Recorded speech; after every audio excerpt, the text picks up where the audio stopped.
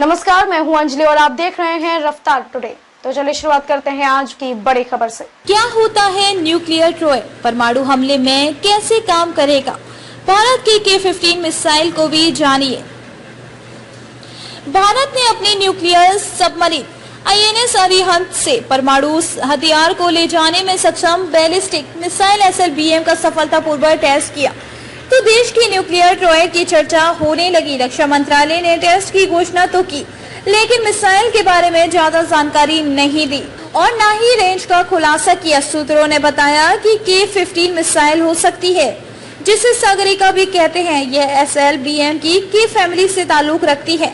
ऐसे में दो महत्वपूर्ण चीजों के बारे में जानना महत्वपूर्ण हो जाता है। न्यूक्लियर ट्रॉय क्या होता है और K-15 मिसाइल कितनी पावरफुल है। न्यूक्लियर ट्रॉय क्या है और क्यों जरूरी। हम अक्सर परमाणु बम के बारे में पढ़ते या सुनते रहते हैं। पिछले दिनों खबर आई थी कि रूसी राष्ट्रपति व्लादिमीर पुतिन यूक्रेन पर परमाणु हमला कर सकते हैं।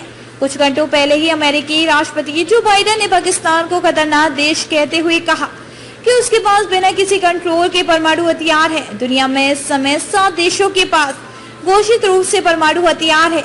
ऐसे में अगर तो परमाणु संपन्न देशों के बीच जंग छिड़ती है तो इस बात की आशंका रहेगी कि कोई देश जंग के मैदान में कमजोर पड़ा तो परमाणु हमला कर सकता है। भारत और पाकिस्तान का ही उदाहरण लें तो भारत की नीति स्पष्ट है कि वह किसी भी देश पर पहले परमाणु हमला नहीं करेगा, लेकिन अगर दुश्मन ने किया तो फिर दुनिया के नक्शे से मुल्क का नामो निशान मिटाकर दम लेगा। पाकिस्तान का कोई भरोसा नहीं है, इसलिए भारत ने न्यूक्लियर ट्रॉय तैयार किया है। अगर पड़ोसी मुल्क परमाणु हमला करता है तो उसे पता है कि भारत भी जवाब में परमाणु हथियार दागेगा, यानी उसकी तबाही निश्चित है। हो सकता है पाकिस्तान सोचे कि भारत की सरजमी पर इतने परमाणु बम गिराए जाएं कि यहाँ की सेना और सरकार हमला करने की स्थिति में ही ना रहे। ऐसे में भारत क्या करेगा, यहीं पर शुरू होता है न्यूक्लियर ट्रॉय का रुख। भारत ने जंग के 3 मैदानों की तैयारी रखी है।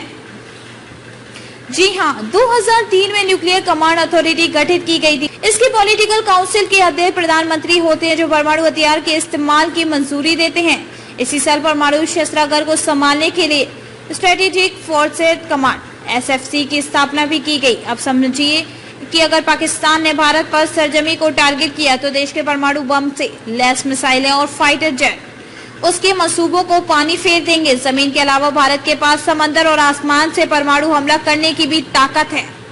यहाँ पर 3 सेनाओं की जरूरत समझी जा सकती है। जमीन के अलावा पनडुब्बियों और प्लेन से परमाणु हथियार दागे जा सकते हैं। युद्धपोत को तो दुश्मन टारगेट कर सकते हैं, लेकिन गहरे समंदर में मौजूद सबमरीन को ढूंढना आसान नहीं होगा। इसी तरह INS अरिहंत ने परमाणु हथियार ले जा सकने वाली बैलिस्टिक मिसाइल का सफल टेस्ट किया है।